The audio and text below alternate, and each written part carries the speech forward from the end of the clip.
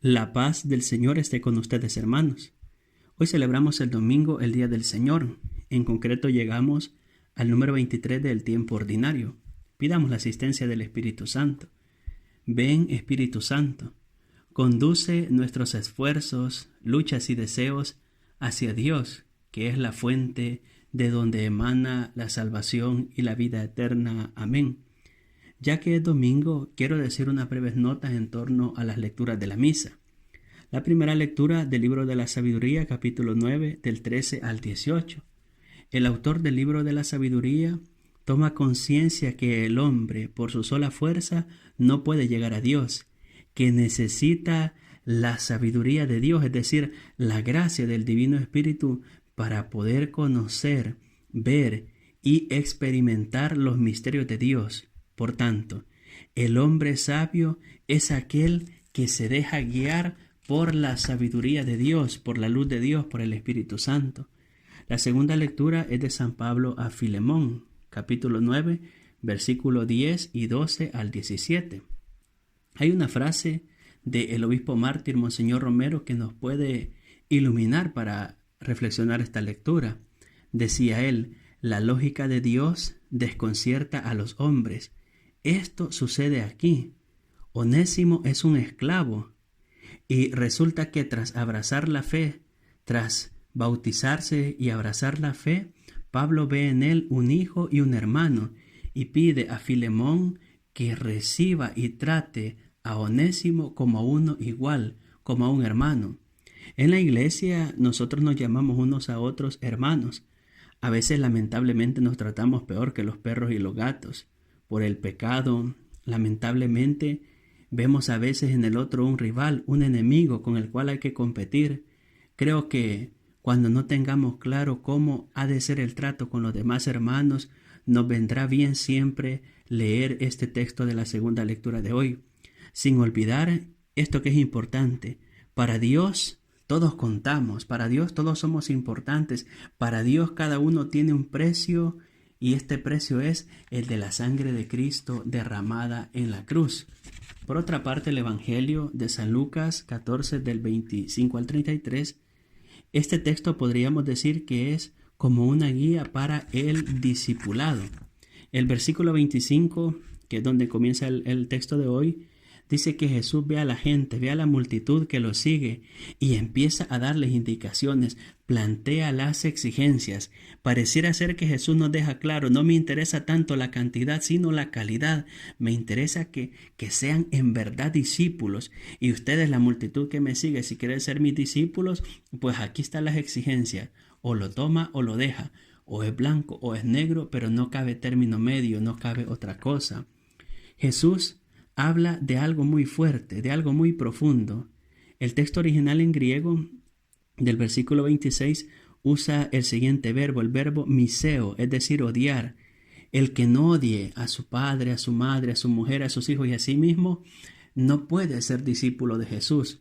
Pero el verbo miseo, o en español odiar, no se refiere a lo que normalmente entendemos por odiar, de desear la muerte, de desear el mal al otro, sino está entendido en el texto original en griego en el sentido de comparar. Es decir, a la hora de comparar, a la hora de hacer una lista de prioridades, el primero siempre es Cristo. Para el discípulo de Jesús, el primero de la lista de sus prioridades es Cristo.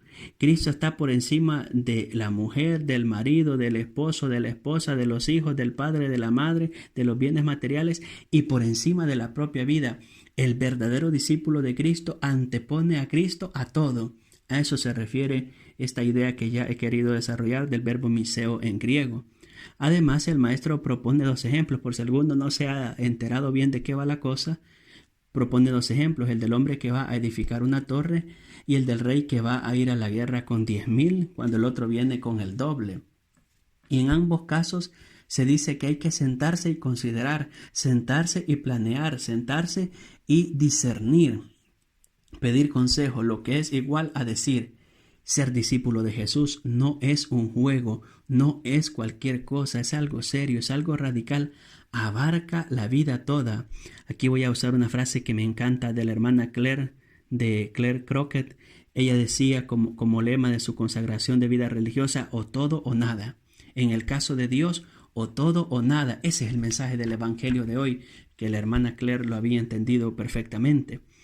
Digamos 3 cosas del Evangelio, puntualicemos 3 ideas. Primero, preferir a Cristo por encima de todos, de todo y de uno mismo. Segundo, soportar, llevar la cruz es condición necesaria para ser discípulo de Cristo. En tercer lugar, la cruz no es opcional, estará siempre. No nos podemos desentender de ella. Por ahí en algún lugar escuché esta frase o la leí y me ha gustado, creo que nos viene bien para el Evangelio. La cruz de Cristo es signo de que Dios no tiene cabida en el mundo.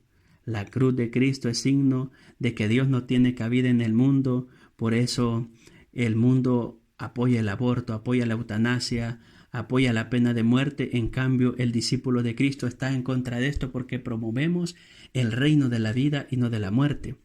Me han hecho la siguiente pregunta. Padre, y a la hora de leer la Biblia, ¿qué método me sugiere o cuál sería el mejor? Yo creo que aquí hay que ver la variedad de opciones que hay. Primero, la Iglesia nos propone cada día las lecturas de la misa con el llamado calendario litúrgico.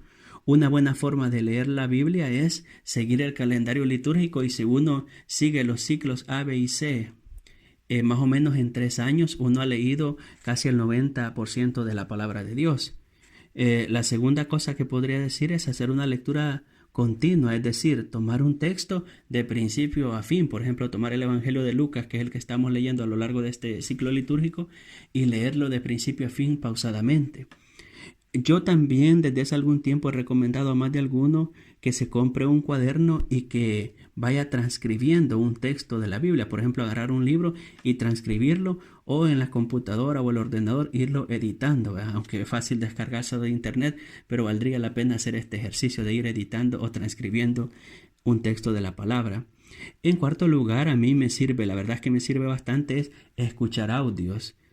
Cuando va uno de un sitio a otro, o por ejemplo cuando estoy en casa, sobre todo los viernes, me gusta poner el audio de algún texto de la palabra de Dios y así lo voy meditando. Lo importante es que meditemos la palabra de Dios, que leamos la palabra de Dios, que tengamos contacto con la palabra de Dios, porque desconocer las Escrituras es desconocer a Cristo.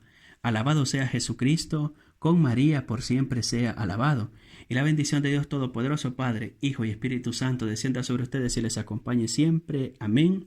Feliz domingo, que Dios les bendiga, y pidamos siempre a Santa María, Nuestra Señora, que interceda por nosotros. Santa María, ruega por nosotros.